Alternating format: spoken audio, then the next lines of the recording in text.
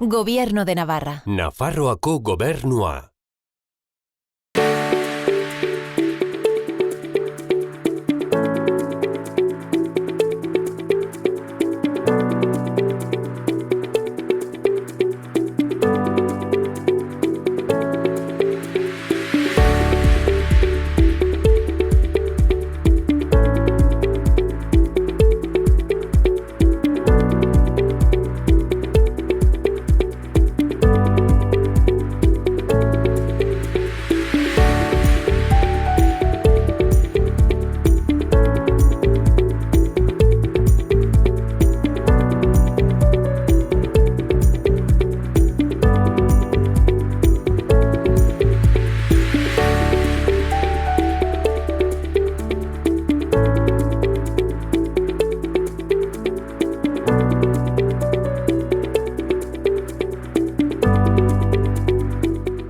Bueno, ni Lizarran bizi naiz. Hemen gertu dagoen lantegi batean lan egiten dut, ingenieritza mekanikoa ikasi nuen. Eta orain nago oporretan, justo Lizarrako jaien bezperan, eta Lizarrako txosnak prestatzen nabiltza egun hauetan.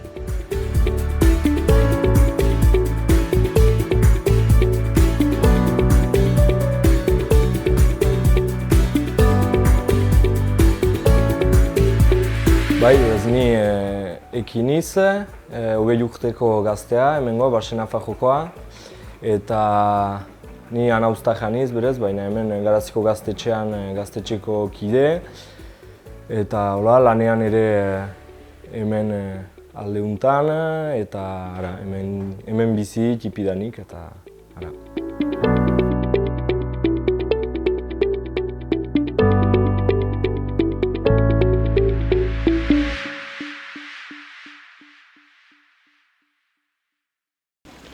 Gaiaz pixkat aldatuko dugu, kirol kultura arloan. Bai. Zaukera ditugu Lizarran.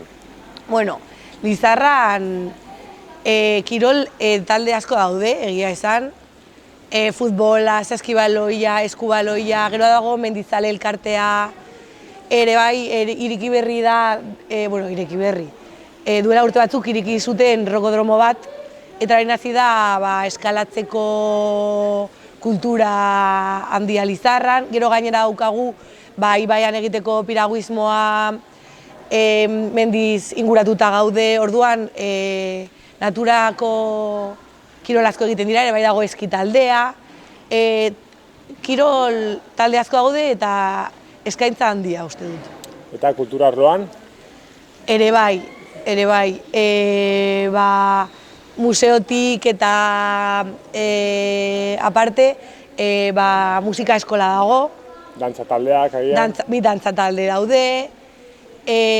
Gero musika talde asko daude, gazteen artean bereziki. Konpartsa ere bai baduzue? Bai, dago banda municipal.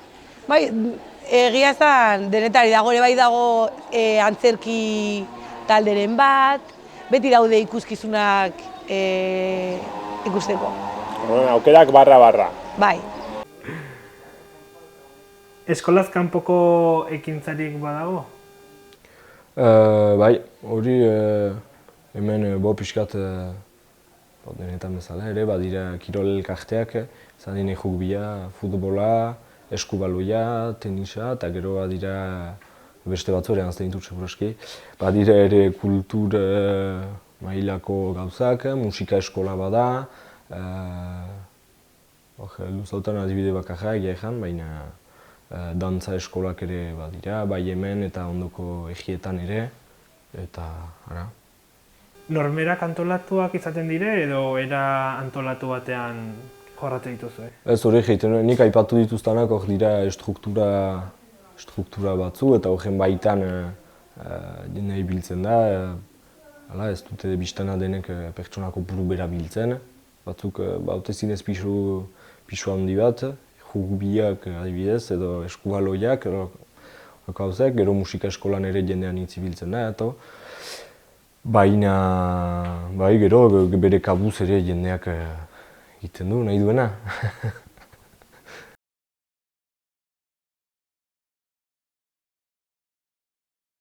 Eta aisialdia, nola ematen duzu bertako gazte eta jendeak orokorrean denbora librea? Bueno, nire adinakoak egiten dugu edo kirola eta juerga. Hori da gure aisialdi, nirea gutxienez nagusiena. Bai, ez dakit. Eta elkartzeko egun normal batean zen izaten da ohitura, pixka bat? Ba, udaberrian eta udan, beroa egiten duenean, joaten gara Los Llanos Parke lekura, hor fresko gaudelako ibai ertzean, oso polita da, berorak utziko dizut. Eta gero, neguan zehar, leku asko daude elkartzeko, hemen daude txabizke asko, bereziki gazteagoak diren pertsonen artean, gero elkarteak, elkarte gastronomikoak, tabernak, gero ere bai gaztetzea dago Alde Zaharrean, hor ere bai jende asko elkartzen da, ez dakit bai, denetarik.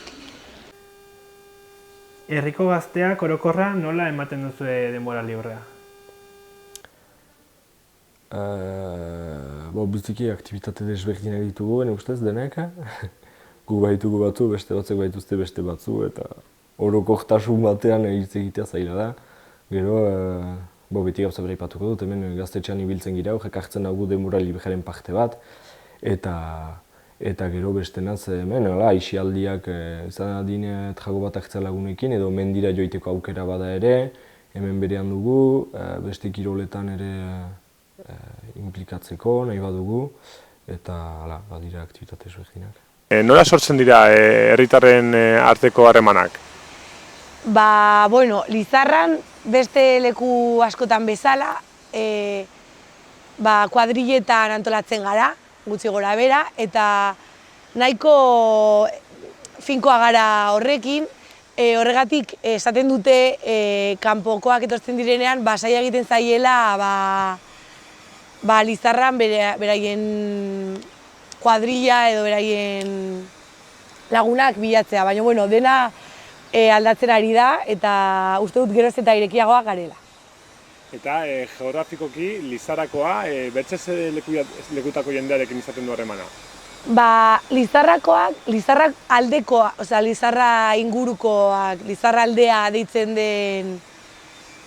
diren herrialdeekin harremanak ditugu, elkarrekin ikasten dugulako, astebururo parrandan aurkitzen garelako, Eta udako bestetan ere bai, Claro, gero joaten gara herriz herri, festetan, noski. Garrantzitsua da, herri bakoitzan kontaktuak edukitzea. Claro, jakin behar dugu zeta berretara joan, segunetan. Eta iparraldeko jendearekin baduzue nolabaiteko harremanik? Ez dakit beste gazteak harremanak izango dituzten edo ez, ni ez ditut. Unibertsitatera joan nintzenean, ez zeuden iparraldeko klasekiderik, baina baditut lagunak iparraldekoekin ikasi zutela eta orduan badaukate harremana beraiekin. Batzutan etorritzen dira Lizarrako jaietara, baina ni zuzenean ez.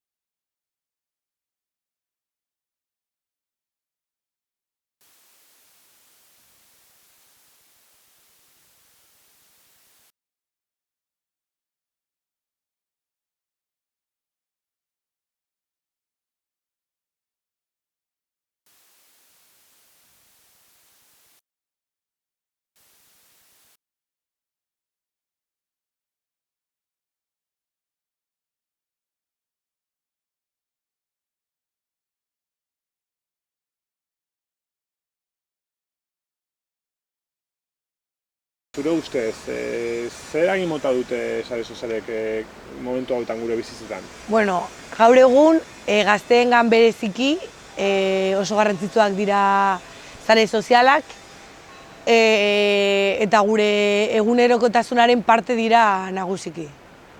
Eta zu pertsonaki ze kontsumo mota egiten duzu? Ni oso kontsumo handia daukat, pixka bat ardura gabea.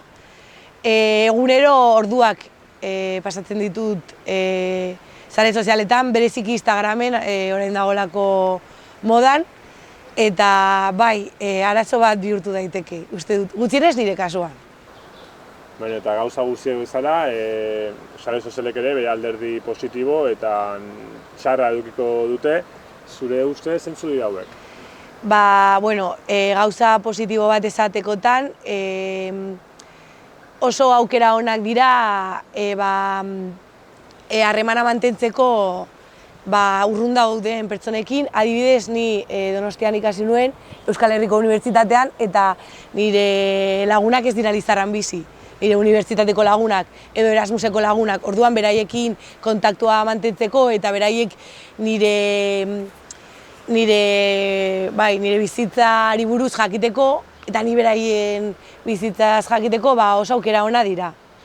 Eta gero gauza txarrena da nahiko adiktiboak direla eta hasten zara ikusi nahi duzu 5 minututan pixka bat Instagram eta ordu bat egoten zara hor tontakeriak ikusten. Eta orduan denbora galtze bat dira batzutan, bai.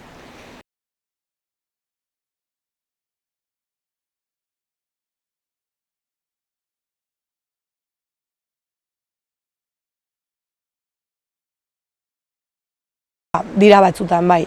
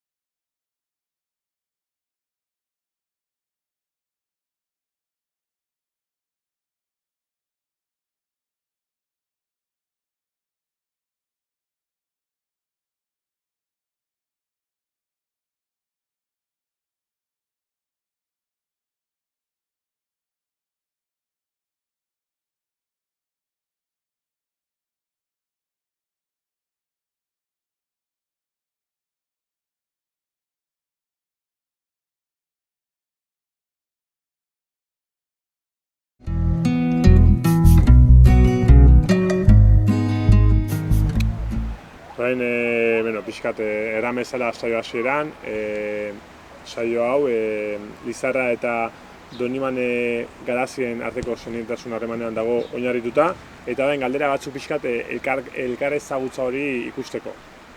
Hangoari galdetuko digun bezala, zuri ere galdetuko dizugu. Konta eguzu, ezagutzen duzu Donibane Garazi? Donibane Garazi asko entzuten da Lizarran eta leku famatua da, baina ni egon naiz igual behin edo bitan familiarekin egun pasan. Ez dut asko ezagutzen. Gainera gazteagoa nintzenean, hasi que bueltatu beharri izango naiz. Senietasun harreman hau izateak laguntzen du elkar ezagutza horretan?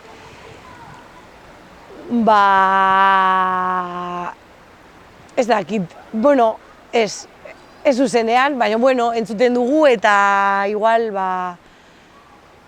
egun pasa bezala jende askori bururatzen zaio arai batea, ez dakit. Eta zein da zuk duzun iritzia, ez dakit Donibane Garaziren inguruan zehazki, edo iparraldearen inguruan orokorki? Bueno, iparraldearekiko orokorrean beti oso itxura ona edo ez dakit. Euskal Herriaren parte izateagatik beti ahizpatasun bat ez dakit erakutsi edo sentitu dugu beti Lizarratik ikastolan hitz egiten genuenean iparraldeari buruz eta ez dakit gainera, igual San Ferminetan etortzen direnean eta hitz egiten dutenean euskeraz, frantses... Beraien azentuarekin, hori polita iruditzen zait ez dakit. Eta Pirineoko muga horrek eragin handia du elkar ezagutza horretan? Fizikoki, ez dakit. Gaur egun erreza beste aldera joatea, hasi que ez dut uste. Gehiago politikoa, agian, muga politikoak. Bai, ez dakit. Modu batean bai, baina eski igual berdina galdetzen diazu Bilbori buruz, edo Bilbo ondoan dagoen herri bati buruz, eta igual berdina gertatzen da, ez dakit. Saio hau da, iparraldetamen artean. Eta zure ustez, desberdin bizi gara iparraldeko eta bertako, Pirinioen bertzaldeko gazteak? Ez dut uste. Konektatuta gaude eta antzeko parezido bizi gara uste dut, Imaginatzen dut, ez dakit. Nola ez dut ezagutzen iparraldeko jendea, baina suposatzen dut berdin bizi direla. Eta, ez dakizula eta jakin nahi duzula, zer gustatuko litzaizuke galdetzea Donibane Garaziko bateri? Bueno, orain Donibane Garazira joateko gogoa daukat, eta ez dakit segunean joan, ez dakit segun gomendatuko... Festagun batean? Bai, festagun bat berezia, non egun polita pasa dezakedan ni eta nire lagunak, hor Donibane Garazin. Orduan, espedizio bat aterako da, Lizarratik... Bai, egingo dugu.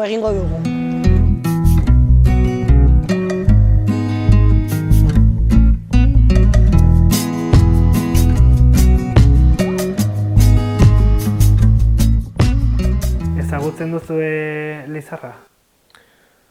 Nik ejanutan bezala ez niz Donibane Garazikoa beraz ez dut Lizarra ezagutzen dut pertsonalki izan niz, uste dut behin joan niz Lizarra, besterik ez. Eta bi herrien arteko anaitasun harremanak hobetzen du bi herriak ezagutzea? Ez dakit guk gehiagoan ez dugu batea hegemonik izan sekula Lizarrakoekin. Gero badakit egikoetxak eta antolatzen ditula, aski behikeria antolatu dutela azken beste bidai bat edo, baina zehaztasunik ez dut bat ere. Pirinio mugak eragina handia du?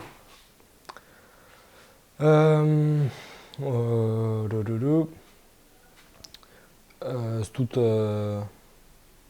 Pirinio mugak badu eragina geografikoki, hori hortaz beti laburrago baita joitea maja susen batean ondoko egira, ez da izpegi pasatu eta behiz jautsi baztanera. Baina harremanak baditugu ere inbatean, bai baztanekoekin edo beste egi batzutakoekin ere, eta gertatzen zaigu ere aldera joitea, eta hola. Eta desberdin bizi zaretela uste duzu bai alde batean eta bebertzean? Bai, desberdintasun kulturalak badirela hori ukaezina da, ez da gero Gero usu klixe batzu edo badira bai hegoaldetik iparraldera begira eta bai iparraldetik hegoaldera begira suposatzen. Eta horiek desagertaraztea gauza ona litaike. Zer gustatuko litzaizuke galdetzea Lizarrako bateri hobeki ezagutzeko? Ez dakit, uste dut gaztetxea ere badela Lizarran, Sugarra gaztetxea edo, eta ez dakit, gu ere, Garaziko gaztetxea irekiak girela ere ahemanek beste gaztetxeekin, Lizarrako arekin ere biztan da, beraz, zerbait egitea elgarrekin, ez dakit.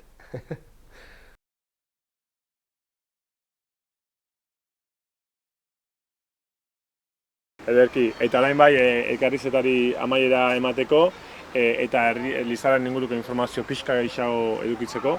Zure ustez, Maria, Lizarrako txoko politenak zeintzuk dira? Bueno, Lizarrako txoko politenak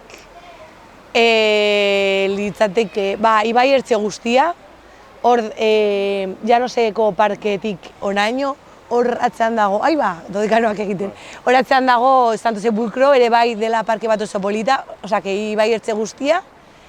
Gero, Erdi Aroko kale hau, Doneiakue bideko kalea. Eta gero,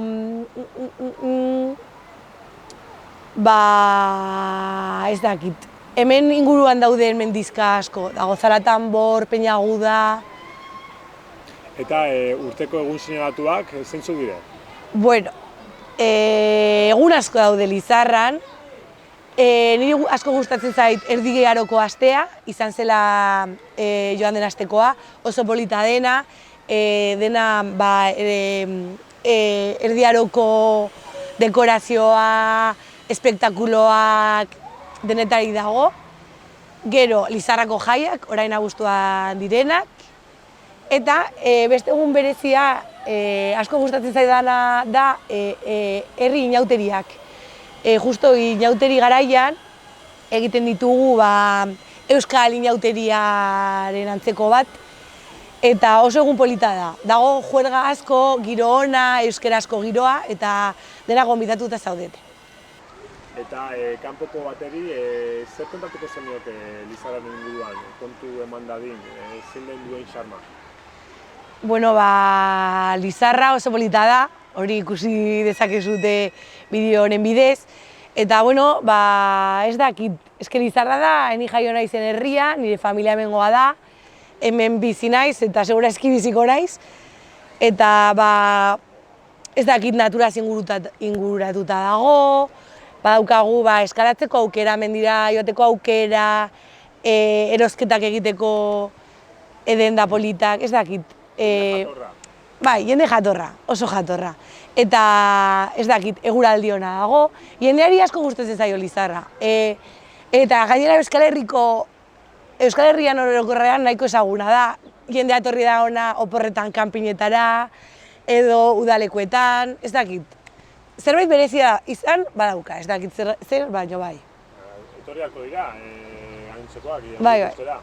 Orain bai bukatzeko, elkarrizketa, azkeneko galdera, lagun bat, kanpotik etorriko baritz, ze eguneko plan proposatuko zenioke? Eguneko plana, bai ala bai, goizean mendira joango nintzateke, Urbasa handira, hortik menditzango motz bat egingo nuke, oso polita delako. Gero bazkalduko nuke hemengo jatetxe batean, txerrikumea adibidez eta postre bezala San Andres tarta, oso gozoa dena, eta hemengoa. Eta gero arratzaldean paseo bat egingo nuke Ibai Ertzetik, igual hemen atzean dagoen eraikin polit hori da Karlista Museoa, Lizarra ere bai karlistaren mobidan historikoki oso herrialde garrantzitsua izan delako.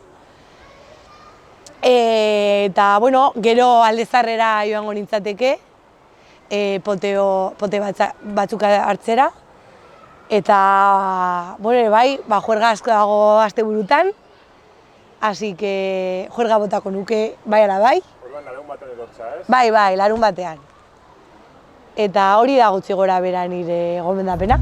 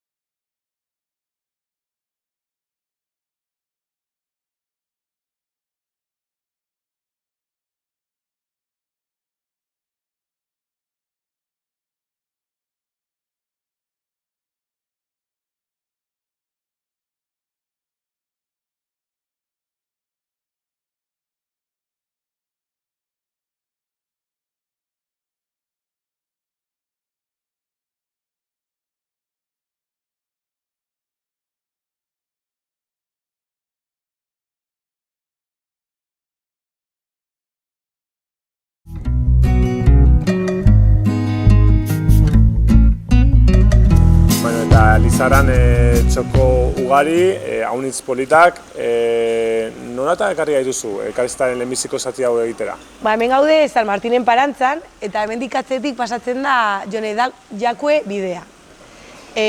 Hau oso txoko polita da, gainera beti peregrino asko pasatzen dira eta mugimendu asko dago. Gainera beste aldean dago Ibai ertzea, eta oso fresko gaude hemen. Ederki, orain elkarrizketa jarraitzeko bertzetxoko batera eraman barra dituzu, ezta? Bai, goazen ikustera. Goazen. Maria, eta nolata etorri gara orain? Orain Ibai ertzera etorri gara, hemen atzean badugu zubi erromatarra, ez dela benetan erromatarra, baina horrela ditzen dugu Lizarrakoek, eta fresko gaude hemen. Ongi gelditzen da, ez? Erromatara, zubi erromatara eratu dela. Oso ondo, gainera, ez dakit, itxura izan badu, ez dakit, baina esan zidaten ez dela erromatarra, baina ni horrela ditzen dut eta helezte.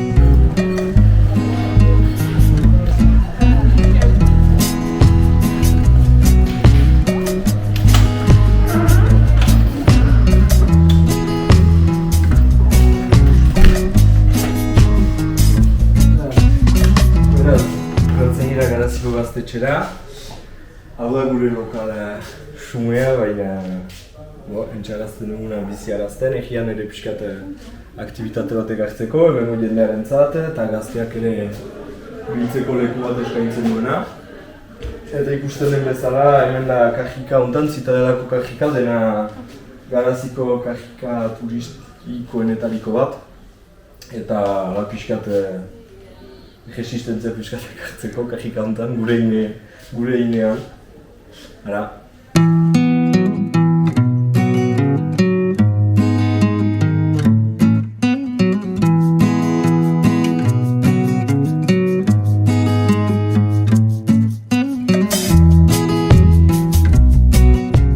Ederki Maria, mila esker gaurkoan zure herriko ateak irekitzagatik eta hain ongi azaltzagatik, guzti hau. Ederki segi? Eskerrik asko eta ongi etorriak Lizarrara. Aio. Agur.